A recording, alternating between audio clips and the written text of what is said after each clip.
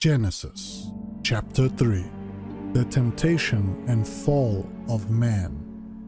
Now the serpent was more cunning than any beast of the field which the Lord God had made. And he said to the woman, Has God indeed said, You shall not eat of every tree of the garden? And the woman said to the serpent, We may eat the fruit of the trees of the garden, but of the fruit of the tree which is in the midst of the garden, God has said, You shall not eat it, nor shall you touch it, lest you die.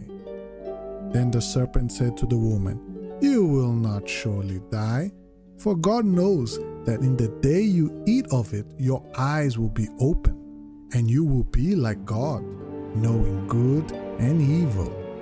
So when the woman saw that the tree was good for food, that it was pleasant to the eyes, and a tree desirable to make one wise, she took of its fruit and ate.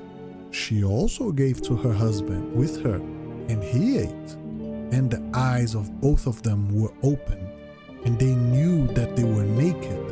And they sewed fig leaves together and made themselves coverings. And they heard the sound of the Lord God walking in the garden in the cool of the day.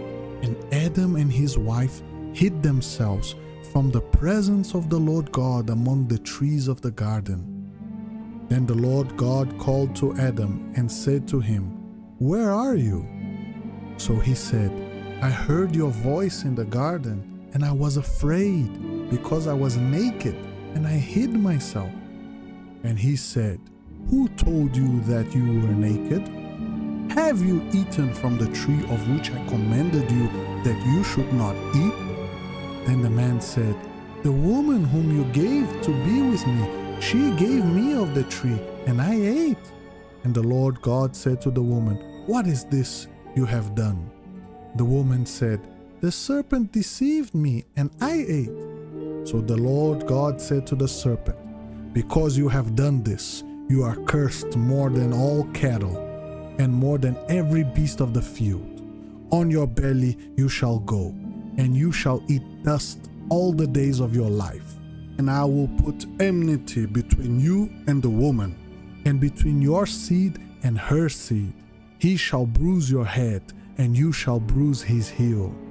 To the woman he said, I will greatly multiply your sorrow and your conception. In pain you shall bring forth children. Your desire shall be for your husband, and he shall rule over you.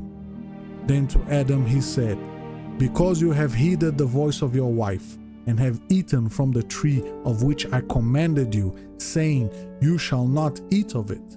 Cursed is the ground for your sake. In toil you shall eat of it all the days of your life. Both thorns and thistles it shall bring forth for you, and you shall eat of the herb of the field. In the sweat of your face you shall eat bread, till you return to the ground, for out of it you were taken. For dust you are, and to dust you shall return. And Adam called his wife's name Eve, because she was the mother of all living.